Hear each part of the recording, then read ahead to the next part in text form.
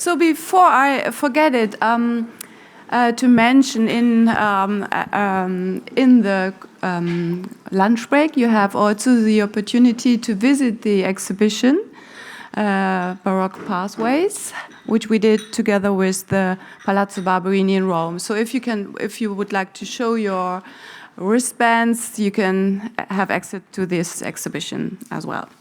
So let me start with the second session, Approaches to Accessibility and International Endeavor. 4 speakers, 3, I have to excuse one of them, from France, Great Britain and Germany will share insight into projects now on digitizing museum, library and art market archives. The section will start with Nadine Oberste-Hedbleck from the Zentralarchiv des Internationalen Kunsthandels in Cologne, followed by a paper by Jane Bramble from the Tate. We already heard about these collections this morning. Then I have to excuse Franz Nährlich, who would have been with us today, but we have to excuse her because she got ill. But we will continue with Sophie Deroux' paper about the Special Collection Department at the Institut National d'Histoire de l'Art in Paris. Then we have our lunch break, and after that we will continue with the second section with Chris Stolwijk's paper, the General Director of the RKD, and that will be followed by Christine Bartosch von der Universität in Wien. And we would invite you to ask your questions and to discuss their endeavor today at the very end of the section, so after all the papers. So it's now my pleasure to read the bios, and I start with Dr. Nadine Oberste-Hedbleck. Nadine Oberste-Hedbleck studied art history and media studies at the Heinrich Heine University in Düsseldorf. And she has written a dissertation about art and marketing, the self-marketing of the Düsseldorf School of Painting and the Düsseldorf marketing system from 1826 to 1816. In the June 2014, she became junior professor for art history and art market studies at the University of Cologne. At the end of that year, the Central Archive for German and International Art Market Studies became Research Archive at the University of Cologne. And Mrs. Oberste-Hedbleck was named head of this research collaboration together with Günther Herzog. She has published on the history of art trading and marketing at the arts, and I give you the floor now. Yes, here she comes.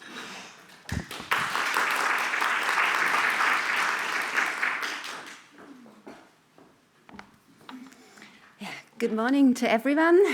First of all, I want to thank the whole WPI and Palazzo Barberini team for inviting me to give a speech on a special SADC project.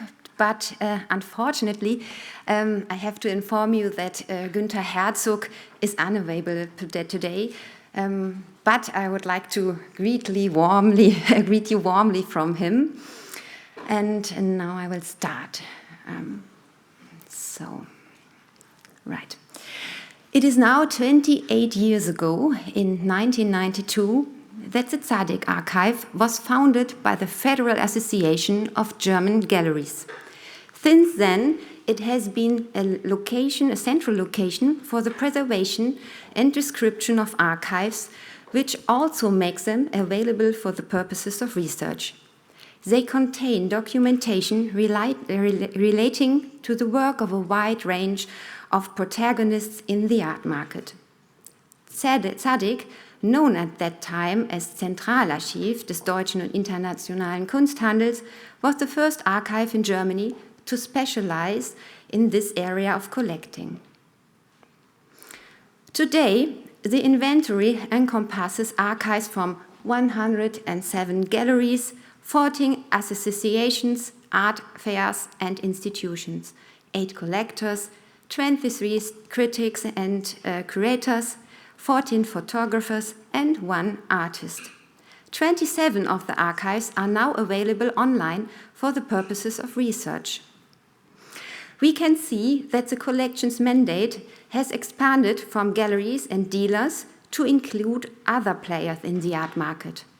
Accordingly, in 2017, it was renamed, becoming the Central Archive for German and International Art Market Studies, or ZADIC for short. In fact, ZADIC was a pioneer in the field of art market studies. Its diverse activities pursue the goal of integrating the history of the art market into the general history of art in a sustainable manner. To this end, ZADIC conducts preliminary and targeted research based on its own inventory. It makes its results public using its database as well as other features on its website, its journal Sediment, which dedicates each issue to a single subject, the column from the Central Archive in the art market section of the Frankfurter Allgemeine newspaper, as well as using other opportunities that arise in specialist journals, together with the display at Art Cologne, once in ZADIC's own spaces, and in the loaning of archival materials to museums and other exhibition institutions. With regard to my topic today, I would like to briefly address the particular projects that led to the commencing on the archival description of the Dorothee and Konrad Fischer archive, and which I'm going to be talking about more in detail. The first project that should be mentioned is the display and accompanying issue of Sediment from 2004, titled Ganz am Anfang, How It All Began, Richter, Polke, Luke and Kuttner. It addressed the early careers of the above-mentioned artists who became well-known under such designations as kapitalistischer Realismus and German pop art. We are looking at a photograph from 1964 taken in the snowy front garden of Galerie Parnasse in Wuppertal. It shows, from left to right, Sigmar Polke, Manfred Kuttner, Gerhard Richter and Konrad Luke. The latter was working as an artist using his mother's maiden name, and only later as a gallerist renamed himself Konrad Fischer. The image was snapped by Rolf Jährling, actually an architect, who had founded Galerie Parnasse in 1949 and was running it in his free time. The young artist's action in 1964 was able to convince Jährling, who went on to exhibit them in his gallery later in the same year.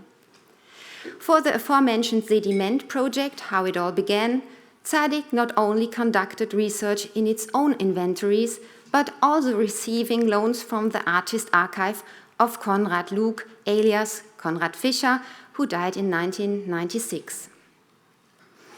This began ZADIC's contact to Dorothee Fischer, the wife of Konrad Fischer, as well as to various curators who were organizing exhibition projects on the art of the 1960s and who were seeking ZADIC's expertise in this area for additional background information.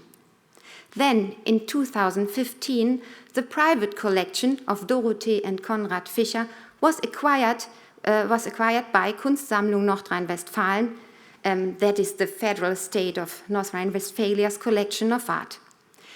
In addition, the museum in Düsseldorf also received as a donation the Dorothee and Konrad Fischer archive, which primarily documented the gallery's activities. In the same year, the Düsseldorf Museum commissioned ZADIC with the systematization, description and digitization of the Fischer archive. ZADIC was now being entrusted with a flagship project since the Fischer archive is in public ownership and it is also a gallery of international importance. So, what is the reason for the gallery's prominence? From the very beginning of its activities, Konrad Fischer specialized in minimal art and conceptual art in particular. The former is a type of art that began in the US in the 1960s and is characterized by its reductiveness and geometric shapes. In conceptual art, on the other hand, the physical form of the work of art is subordinate to the idea and a description of what can result and how. A special feature of the gallery was a realization of so-called site-specific objects. The artists, frequently from America and who were just often receiving their first exhibition in Germany and Europe, were invited to the gallery in Düsseldorf to develop and execute their work both in situ and in relation to the gallery space itself. They usually stayed in the city and were often accommodated by the Fischers in their own home. Fischer was not the only gallerist using such a strategy, but he was the one who developed and systemized the idea of the site-specific in his work as a gallerist and was one of its leading protagonists. His contacts with such Americans as Donald Judd, Sol LeWitt, and Carl Andre were enabled by Caspar Koenig, who was living in New York at this time and was initially a silent partner in the Fischer Gallery. Caspar Koenig's private archive has also been housed at Sadig since 2012, and in 2014 a display with the accompanying issue of the Dement dedicated to him was also staged. It's especially such interconnected archives that demonstrate the value of complementary narratives, which can gradually complete the picture of how certain phenomena emerged and became established in the art world. The Dorothee and Konrad Fischer archive also makes it clear that the art represented by the gallery can neither be adequately represented nor understood without the accompanying communications between the gallery, artists, and other protagonists, especially with regard to curatorial projects. Fortunately, the archive documents the decisive years of the Konrad Fischer Gallery, particularly the 60s and the 70s, with all its transatlantic connections to collectors, artists, and curators. In terms of numbers, Carl Andre appears in 2,980 documents in the archive, the highest score for a single artist, followed by Bruce Nauman, Sol LeWitt, and Richard Long. You can see the numbers on the slide. These statistics, compiled by Zadig on the basis of the entries on the database, make it possible to see how the gallery has worked most intensively with and which artists have been particularly keen on documentation. The vast amount of information not only contains research material regarding the structure of the art market, but also a great deal of further potential. It is just as useful in supplying information for the compilation of catalogue raisonnés relating to recent art history, as well as for researching the provenance of works of art for exhibitions. For example, who was a collector of a special work.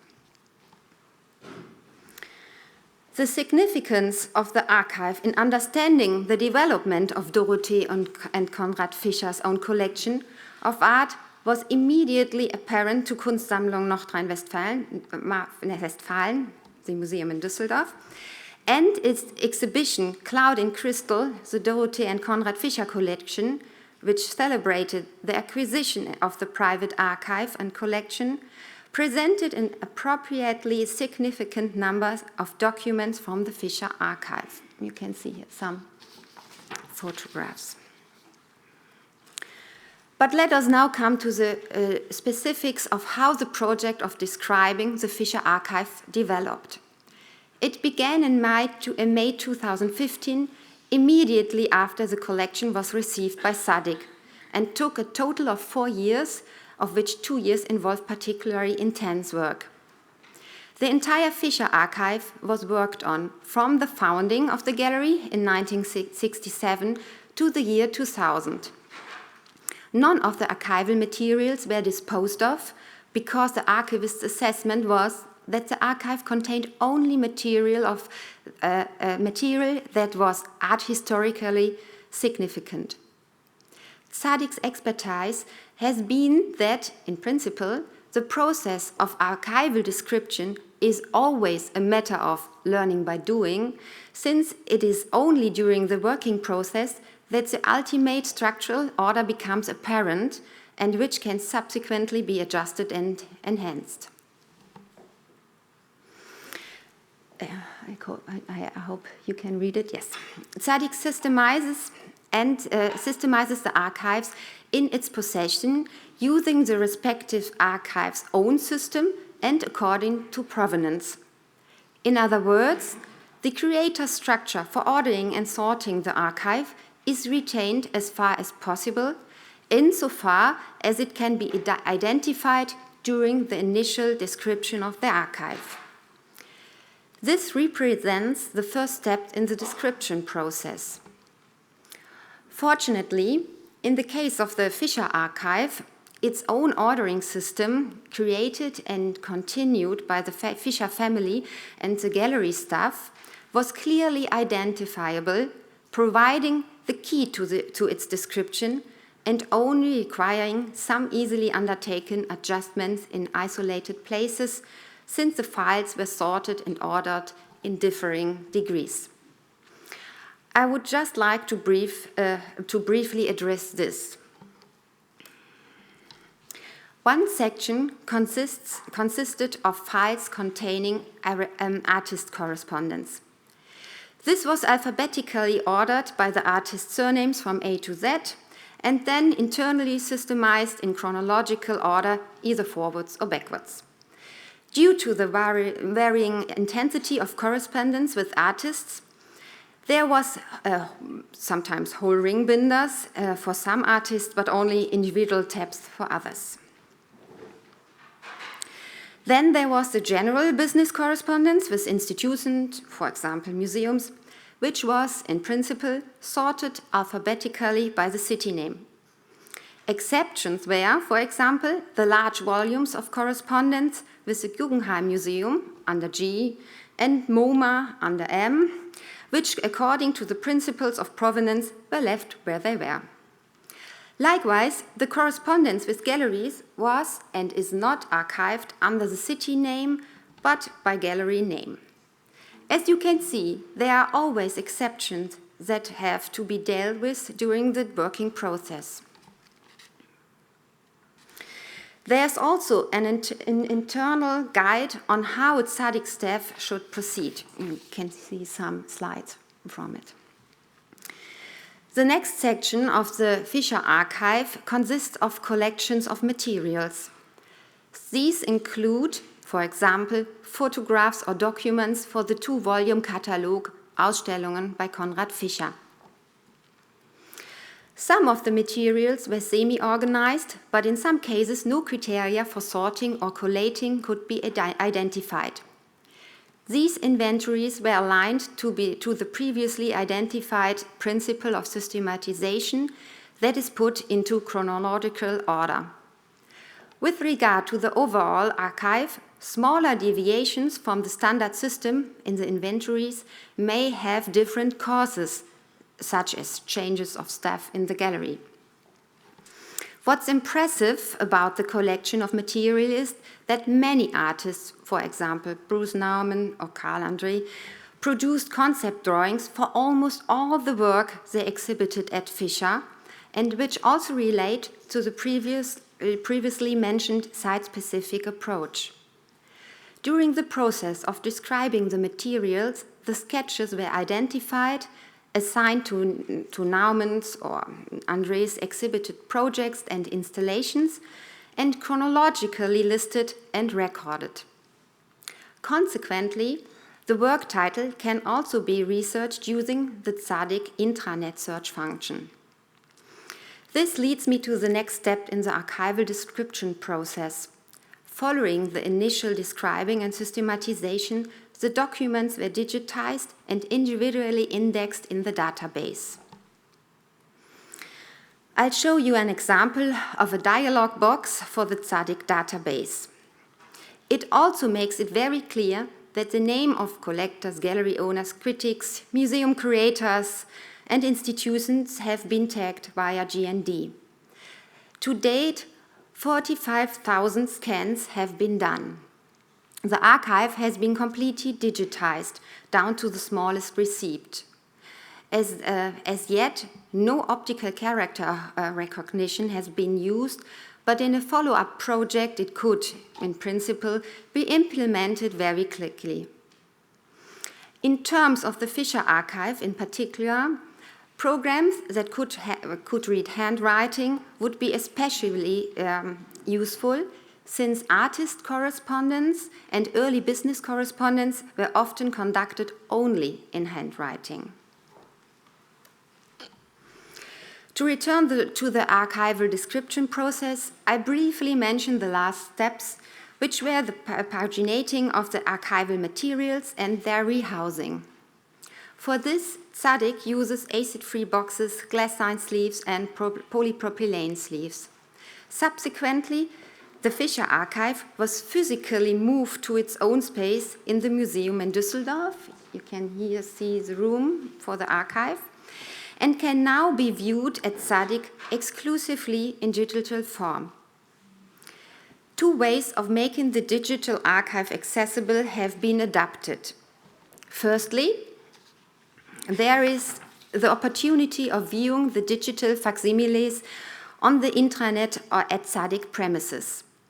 In response to the European Union's new data protection regulations, the database has recently been programmed in such a way that the scans can only be viewed after declarations of consent have been obtained.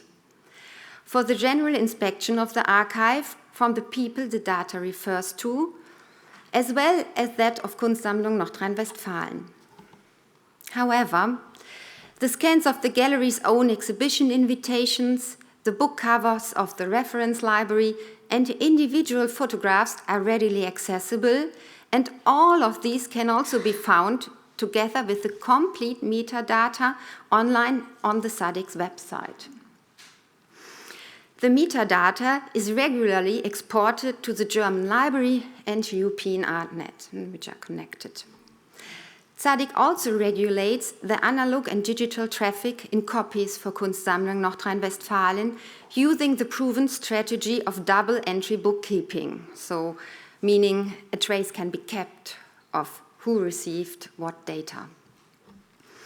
Generally, Tzadik would like to be much more accessible than it is permitted to be.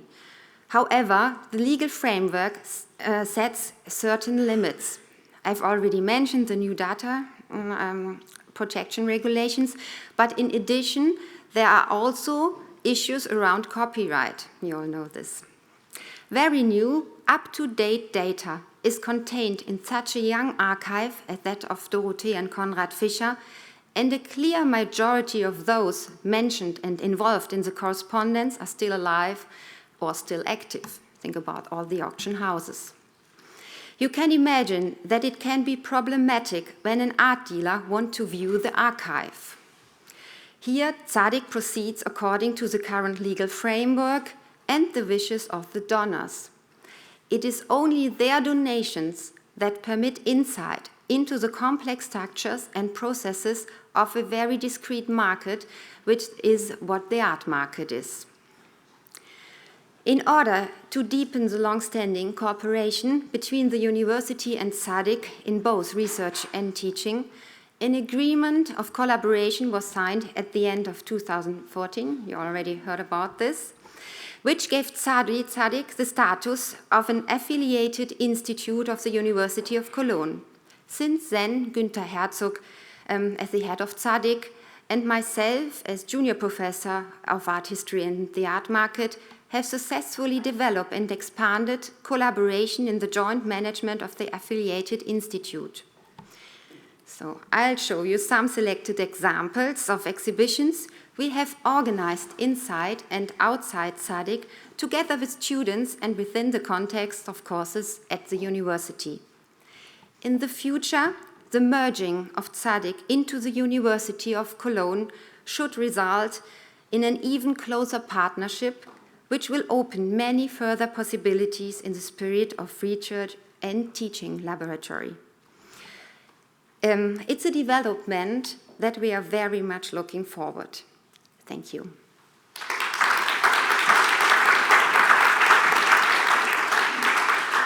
Thank you, Nadine, for this insightful talk. As I said, we collect the questions, but if there are some remarks or directly related questions in the moment, please shoot.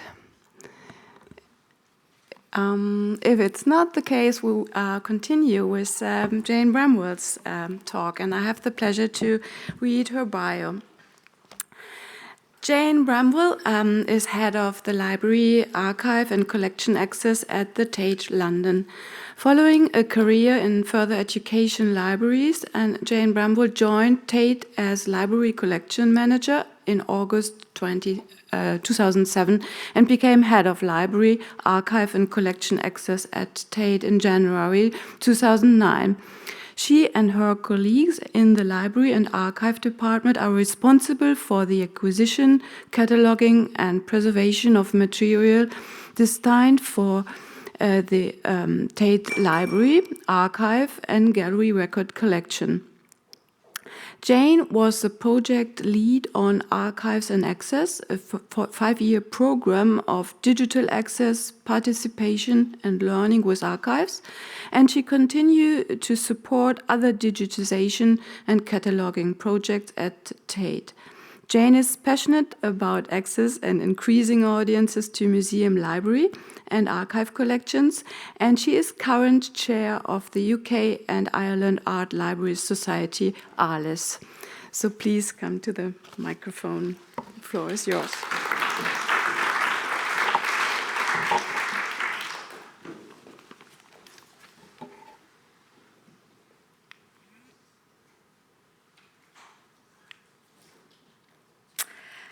Firstly, I would like to thank the conference organisers for inviting me to speak today at this international conference on reviving the archive through digital means. In this presentation, I'll examine how Tate Archive transformed access to the UK's National Archive of British Art through the Archives and Access project, a large-scale digitisation and learning and outreach programme that ran from 2012 to 2017.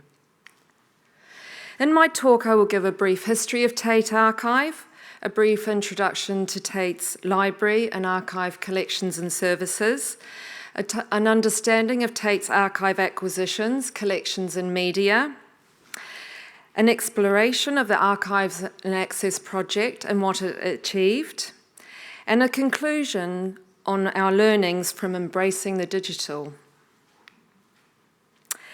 To understand our present, however, we need to go back to our beginnings to see how and why Tate Archive was established. We owe a huge debt of gratitude to this man on the right, Sir Norman Reed, Tate director from 1964 to 1979, and significantly an artist in his own right. Almost as soon as he was in post, he commissioned a report into how the UK could prevent artist and art institutional archives from being sold abroad. The report recommended that Tate set up its own archive department to fulfil the function of documenting the history of fine art practice in the UK, which is exactly what happened in 1970 when Tate accessioned its first archive collection. From small beginnings, Tate Archive has grown to become the world's largest archive of British art, housing over 900 archives, containing more than 1 million items and 20 million pieces. Tate Archive collects and makes accessible a wealth of material relating to the history of British art from 1900 to the present. The collection comprises materials such as letters, diaries, financial records, sketches, photographs, AV, and increasingly born digital material. Accessibility is crucial for any archive service, and from the outset, Tate Archive was open to the public as well as to staff in the gallery. Now all our collections are available for everyone to consult in the Hyman Kreitman Reading Rooms at Tate Britain, a state-of-the-art facility housing environmentally controlled stores which opened in 2002. Tate Archive also sits alongside Tate's Library, which holds a collection of books, exhibition catalogues and rare items relating to British art from 1500 onwards and international art from 1900. This includes over 250,000 books and monographs, a collection of historic exhibition catalogues, printed journals and ephemera, and over 6,500 artist books and growing. Also located at Tate Britain is our collection of public records, Tate's Historical and Institutional Archive. These records document the full range of Tate's activities throughout its history, starting with the establishment of the gallery in 1897. Our public records collection includes exhibition and acquisition records and building plans and photographs of Tate's 4 galleries, as can be seen here. Returning to the National Archive of British Art, the collecting part of Tate Archive, our archivists work very closely with colleagues in our curatorial department so that the consideration of artists' legacies, both artworks and archives, becomes a seamless part of developing Tate's collection.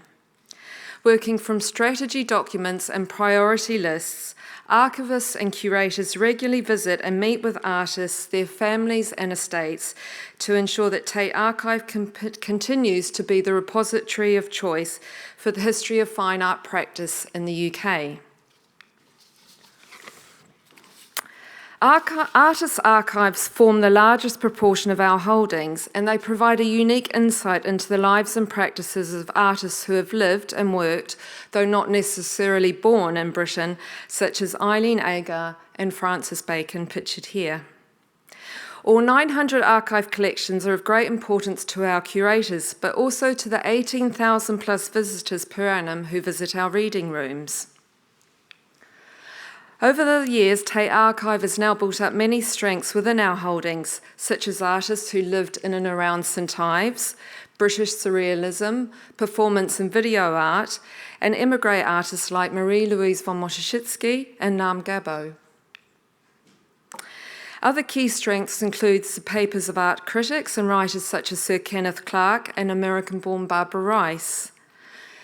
And in addition to personal archive collections, we hold the records of various galleries such as Arthur Tooth and cultural institutions like the British Council and the Institute of Contemporary Arts. As you can imagine, our collections contain all manner of artefacts such as personal manuscripts like diaries and notebooks, correspondence, sketch and scrapbooks illustrated here. We also house textiles and other designs by artists, such as curtains seen here on the left, created by Cecil Collins, and artist objects seen on the right that were retrieved from Eileen Agar's studio table after she died. More recently, we have begun to bring in and manage born digital material, that is emails, electronic documents, and spreadsheets. But between 2010 and 2011, we started to investigate how we could make these wonderful collections more publicly accessible, building on the interest our archives generated when viewed in Tate's exhibition and display program, and to expand on the important but relatively small number of physical visitors to our reading rooms. We knew the future was digital based on the success of the digitisation of Tate's art collection in the 2000s and wanted the same exposure for our unique archive collections. So between 2012 and 2017, we embarked on the Archives and Access project, a large-scale digitisation and learning and outreach program, generously funded by the Heritage Lottery and Tate, which has attracted over 1 million online visits from around the world since publication began in 2014. It was a hugely complex project across the 16 departments represented by this organogram. In addition to 35 permanent members of staff, 17 project staff and 6 traineeships were employed to work on the project in a number of departments, from digital through to copyright and conservation.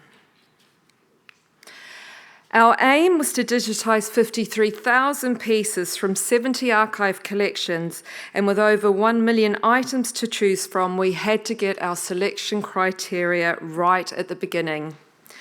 Our selection was therefore influenced by audience research, using the expertise of the archive team, and selected in conjunction with Tate Learning to support the delivery of the Learning and Outreach programme.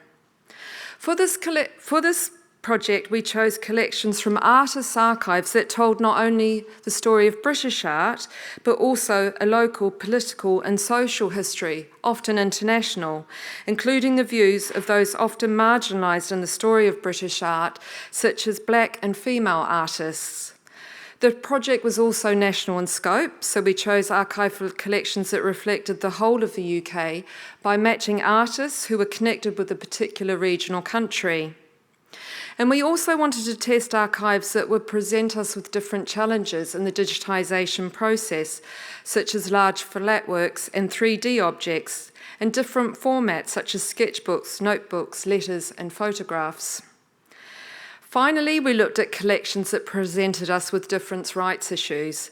Incredibly, of the 3,000 different copyright holders, 99.98% of copyrights were cleared, and mostly under Creative Commons license.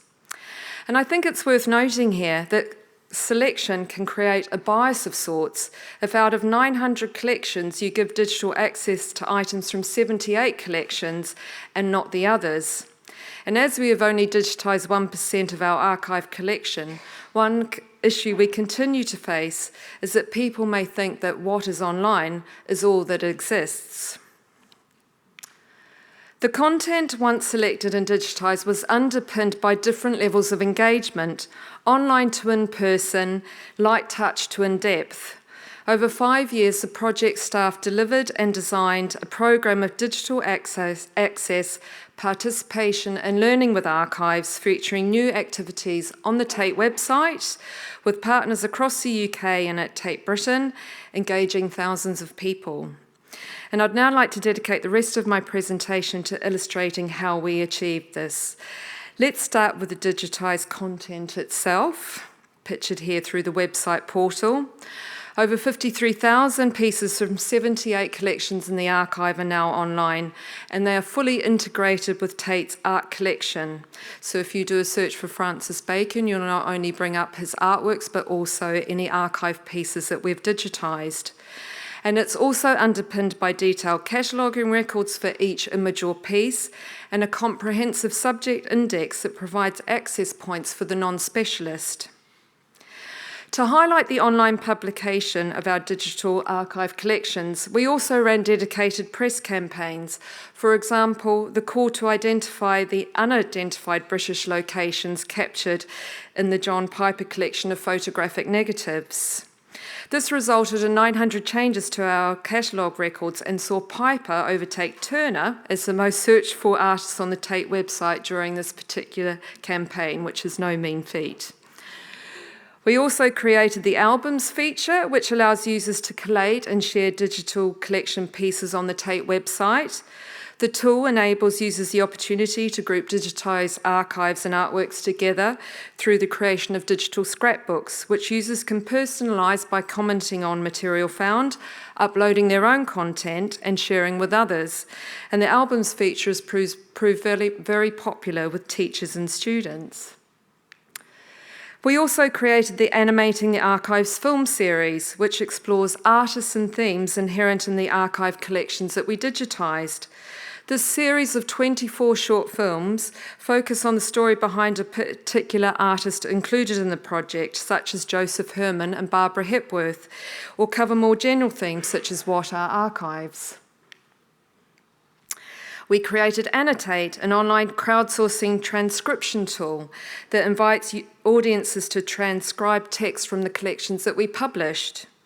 Originally conceived as a role for a small number of volunteers, both local and online, it was only after discovering a crowdsourcing science project via the University of Oxford that we approached their spin-off company, Zooniverse, to develop an online transcription tool for their 1 million users. You can see the results of the transcribing screen that they developed for us on the left-hand side, where transcribers transcribe as little as a line, marked by the blue dots, or as one transcriber managed to do, transcribe all of the diaries of Keith Vaughan. We now have over 10,000 pages transcribed in just over 18 months, with the first batch now being assessed using the reviewing pane for staff at Tate that you can see on the right-hand side. And I'm pleased to say that this is an open source tool, so anyone can adapt it for their own purposes. Finally, with regards to online engagement, we created the Archives and Access Toolkit, designed as an online resource for individuals or institutions who are considering or underway with providing digital access to their archives. In the toolkit, there is guidance on designing, funding, and managing an archive digitisation project, publishing archive collections online, and supporting learning and outreach participation with archives. So in addition to our initiatives to open up our archives online, our Learning and Outreach program worked with 5 lead partners and representatives from 70+ organisations and networks around the UK, delivering over 250 workshops to more than 6,500 direct participants. It was a very ambitious learning and outreach program, tapping into the archive's digital content, but also accessing partners' own and local archives, such as the Joseph Herman Art Foundation in a Welsh mining village, where the artist lived for 12 years and which captured local stories and memories of Herman in this mining community, culminating in a cross-generational choir and exhibition.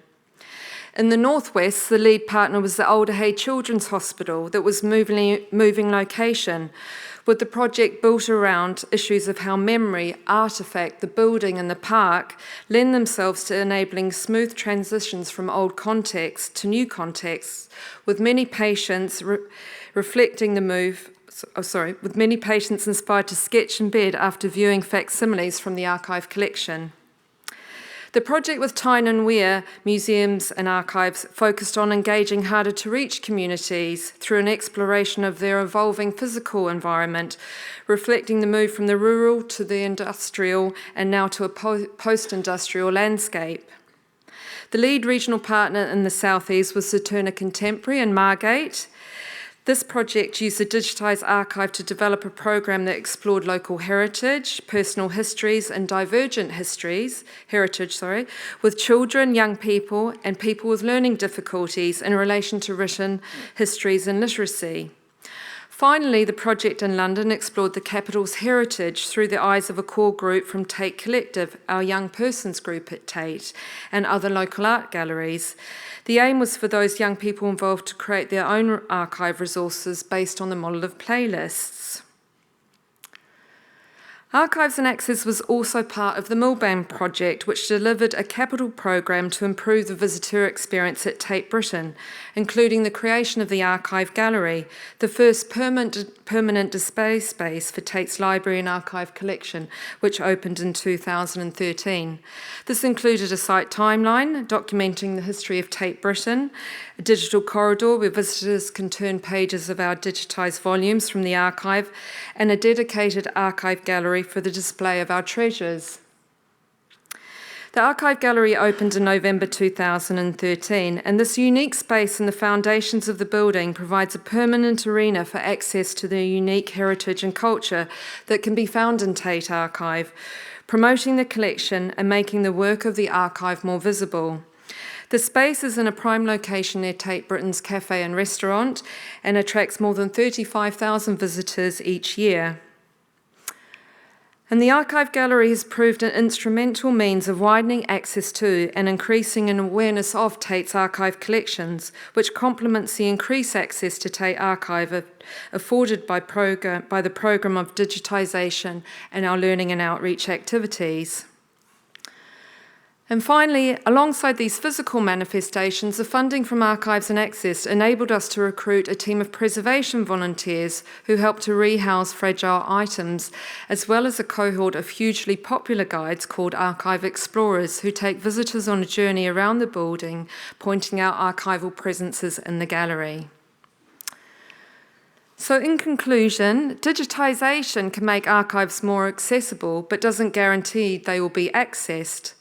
Learning and outreach developed in conjunction with archive digitisation serves to support widened engagement, and developing varying types and forms of engagement through working with partners and community networks supports broad audiences with differing interests and requirements.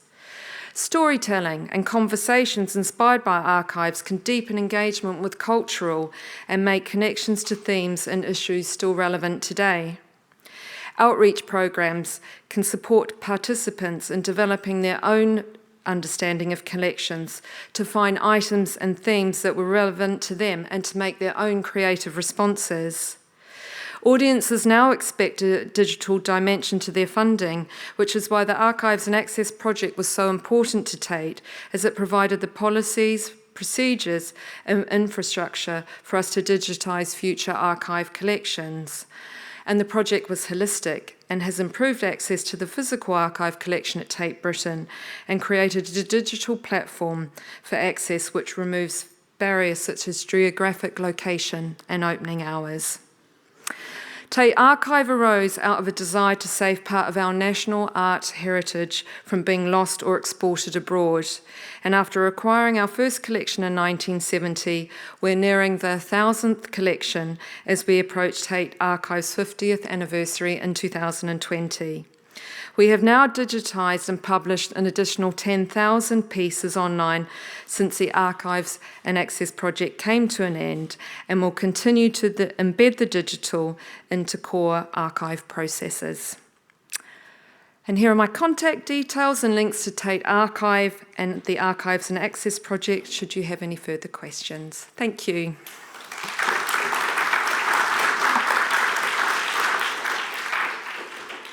Thank you very much in so many ways. As a frequent user of your website, I already appreciated how your art collections are accessible, and now it's getting even more interesting with this integration of the archival work. Are there questions which are so urgent that we have to talk about it? If not, I will introduce our next speaker, and please keep in mind your questions for the question and answer section later on. So it is my pleasure to give you Sophie Dérault.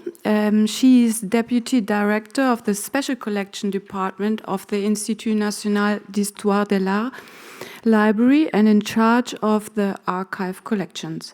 Formerly working at the Bibliothèque Nationale de France, she was a member of the Digital Legal Deposit Team in charge of web archiving, e-book deposit and long-term digital preservation. She has delivered several papers and articles on this issue, and she has a PhD in art history from the École Pratique des Hautes Études, and her scientific work focuses on the 19th century decorative arts, especially French ornamentalists and their professional network. So please, the floor is yours.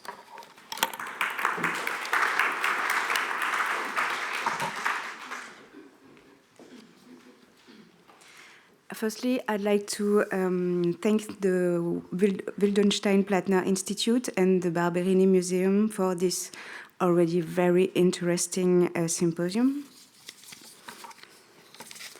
And I'd like to begin to apologize on France Nerlich's behalf for her absence due to health issues. She deeply, deeply regrets not to be here with us today.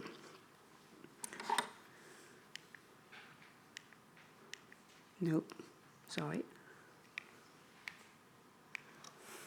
So the Institut National d'Histoire de l'Art, shortly INHA, is an institution whose work is based on two autonomous and complementary units, the library department and the research department. The library has a very rich history that makes it an atypical library in the international context, as it is a research library for a very wide audience. We have nearly 400 readers per day, which is consequent. The collection is specialized in art history with a large collection of printed material, about 400,000 works, and special collection, including archive, on which I will come back, of course, later. These special collections are said to hold about 800,000 items, even if an item in a special collection is a complicated question. The library has welcomed an ever-growing audience since its reopening in the wonderful Salle Labrouste in 2017. And we have today 12,000 readers. On the other side of the street, the research department hosts curatorial and academic art, historians, young researchers, and invited researchers. It's about 50 people. It conducts about 20 research programs, most often in partnership with research or conservation institutions. The fields of study range from antiquity to the present day and focus on innovative themes, structuring research, or the production of resources in art history. The reflection around the structuring and enhancement of digital data is very present in these research programs. The metadatabase Agora is currently being revised to meet the requirements of the semantic web, of course, and for promoting exchanges and interconnection between datasets. Finally, the research department also publishes a journal, Perspective, and the NHA more broadly organizes an annual festival of art history in Fontainebleau with a theme and a guest country different every year. What's interested us today is the archival collection. This collection is one of the largest collections of art history archive in France. It goes nearly 2,000 linear meters for archives in every sense of the word. It covers mostly the period from the 18th century to the 20th century. This archival collection are really in the core of the special collection and in the library, because since it was the great idea of Jacques Doucet, the sponsor of the Art and Archaeology Library, la Bibliothèque d'Art et d'Archéologie, which he created and sponsored at the beginning of the 20th century. His aim was to gather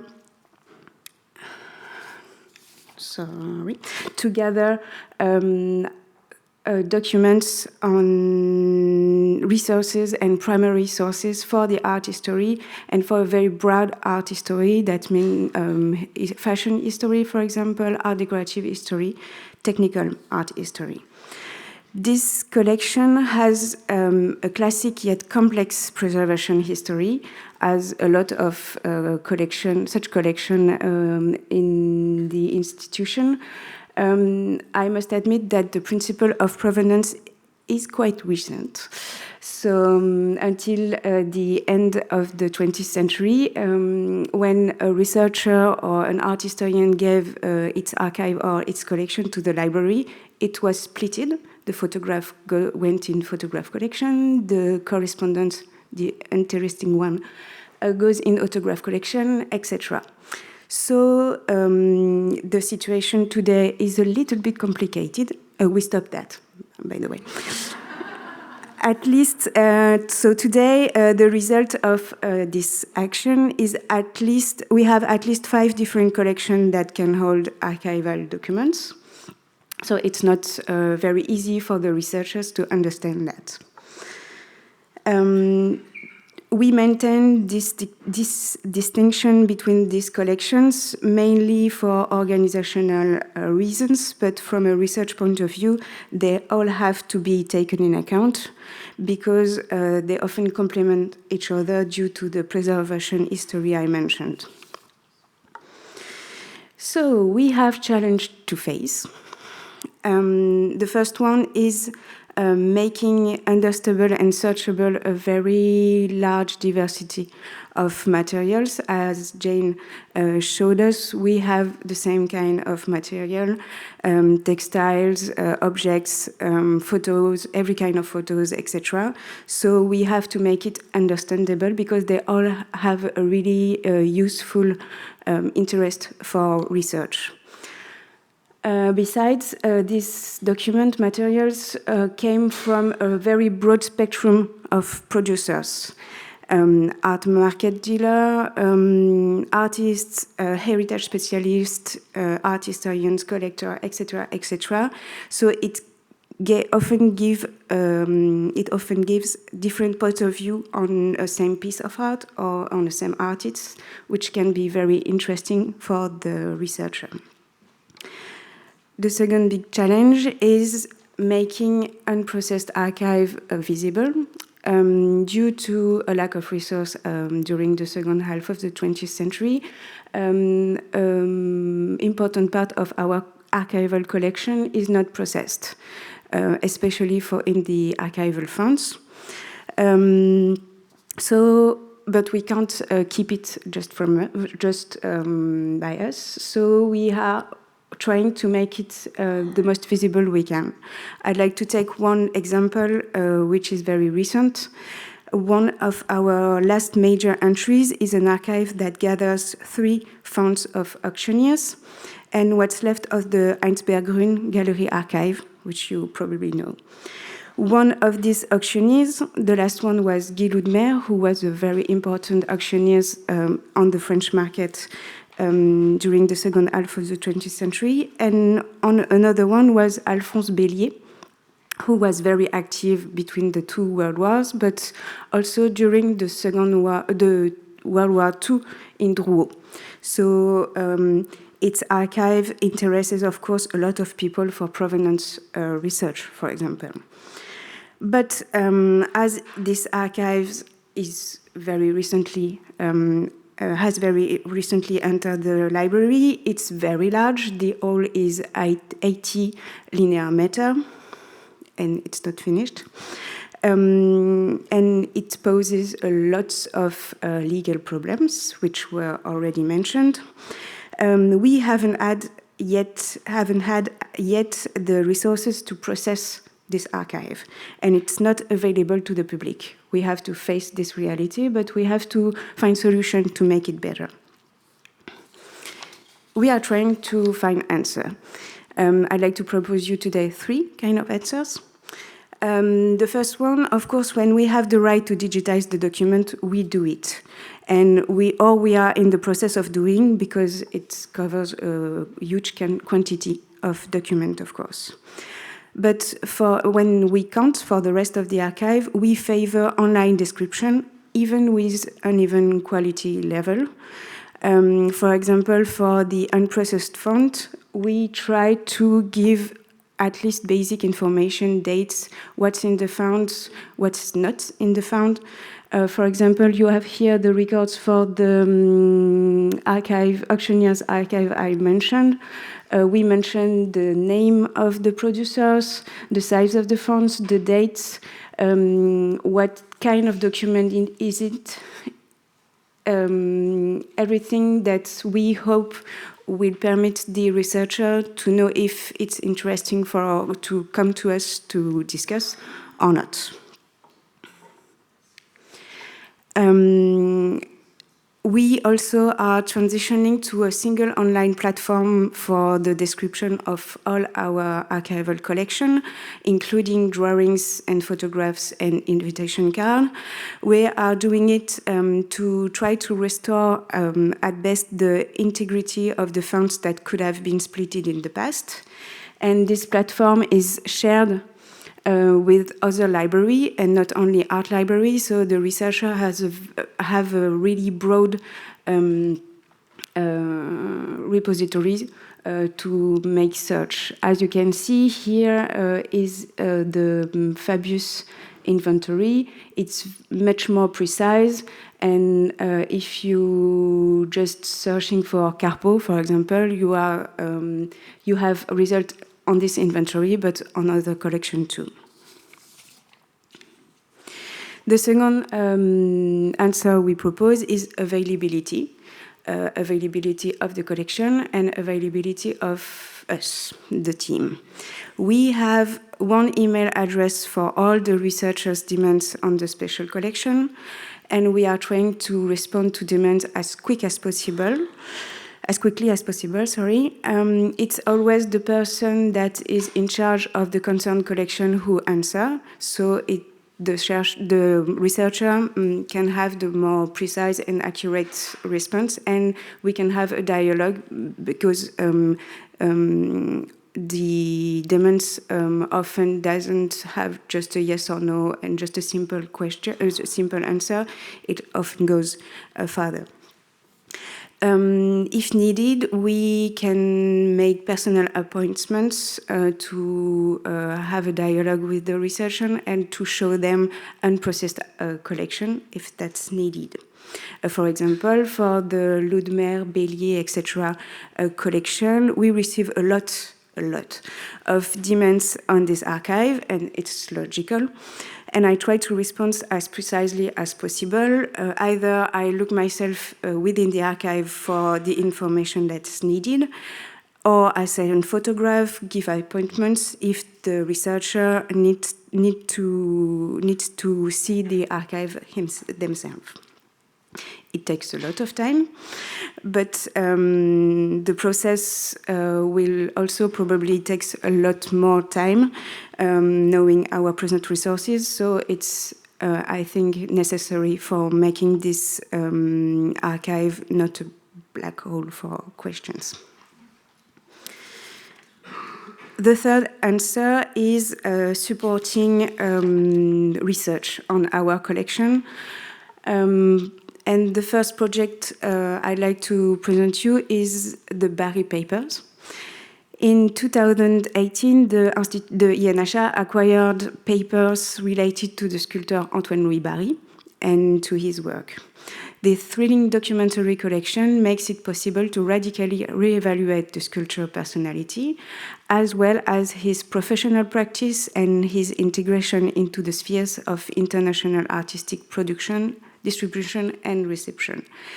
This largely unpublished collection is composed of more than 350 pieces, mainly letters received by Barye and some written by him, but also invoices and annotated catalogs and various papers that document his life, his creating process, and the posterity of these works. All these documents were probably gathered by the expert André Schoeller. I must precise that until we acquired this collection, Antoine-Louis Barye was known as an artist without archive, so it's even more interesting.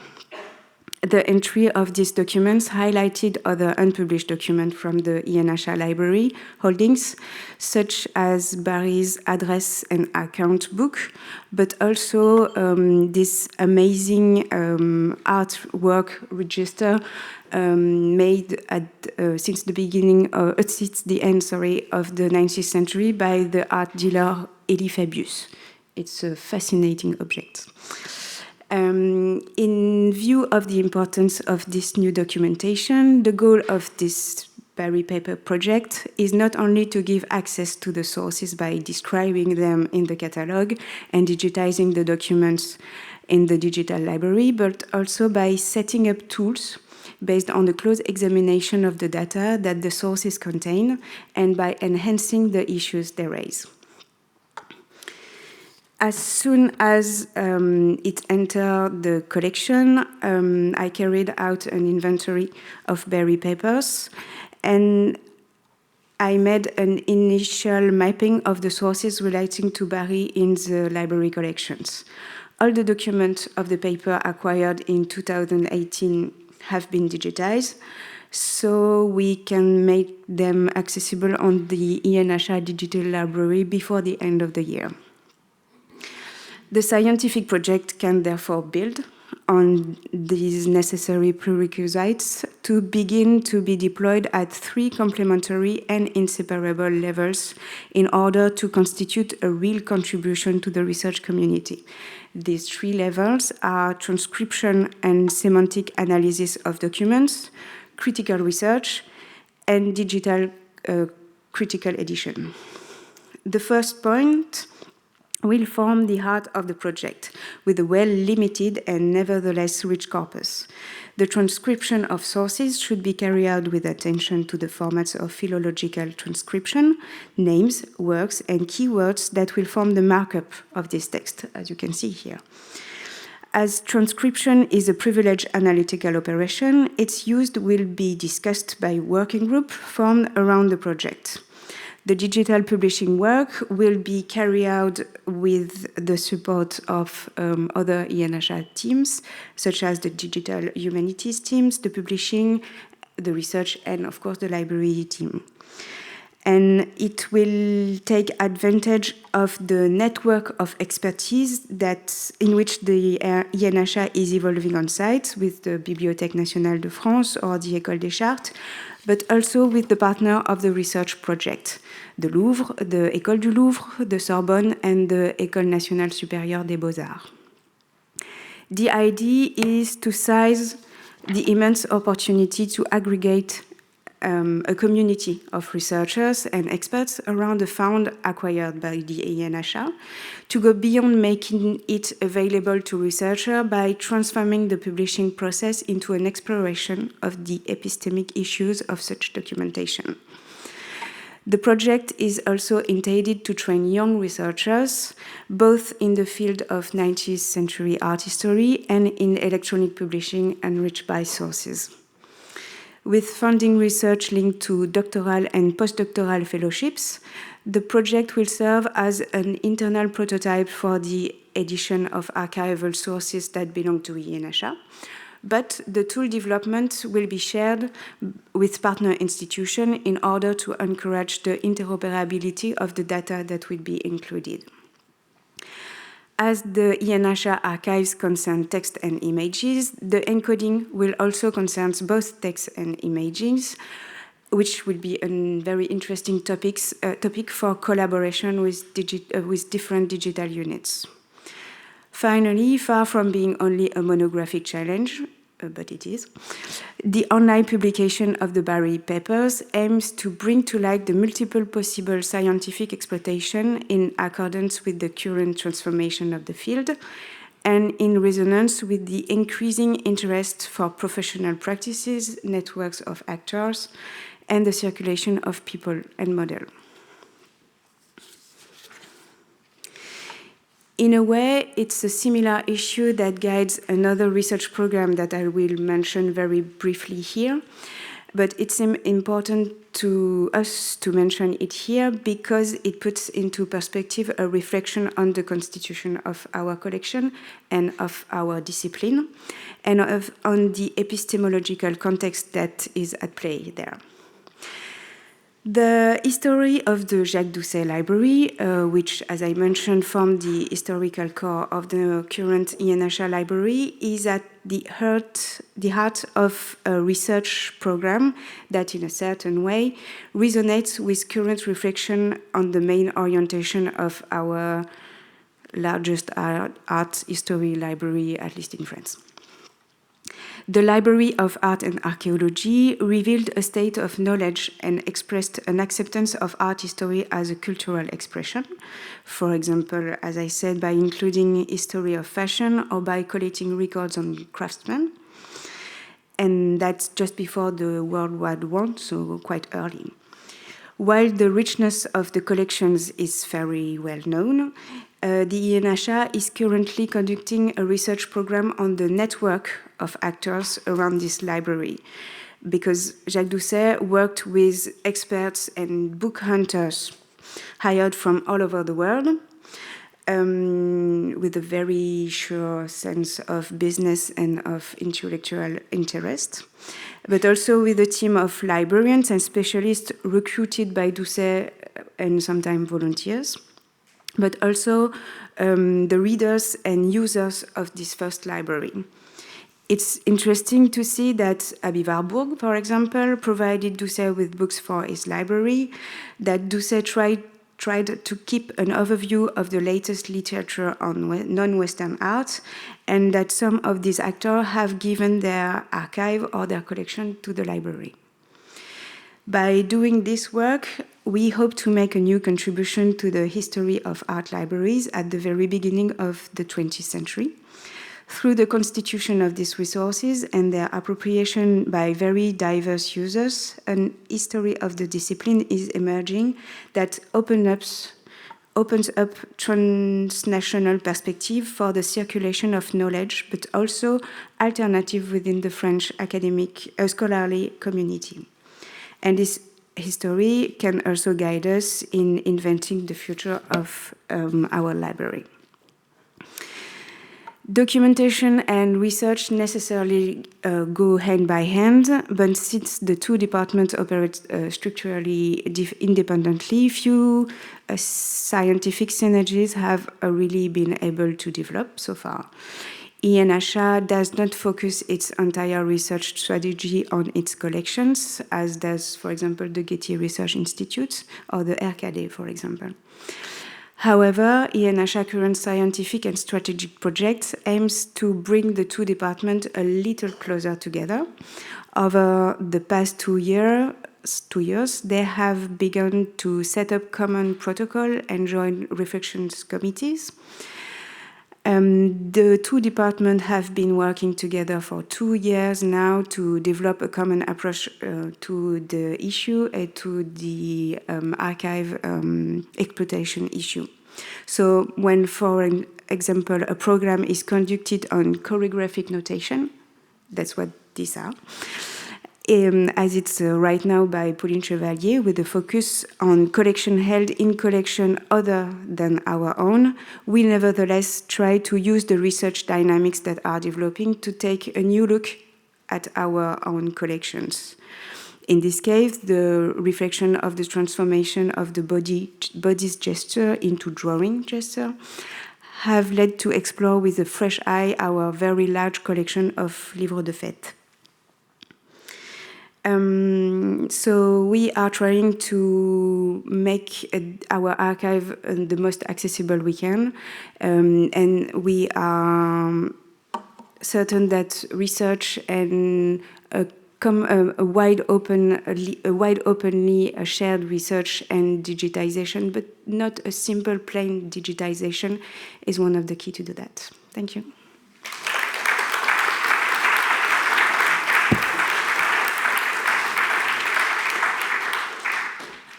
Thank you, Sophie Desraux, for giving us this overview about the vastness of your collection and highlighting one, the Barberini papers, which is encouraging, I think, to everybody, because it's an example how to do it.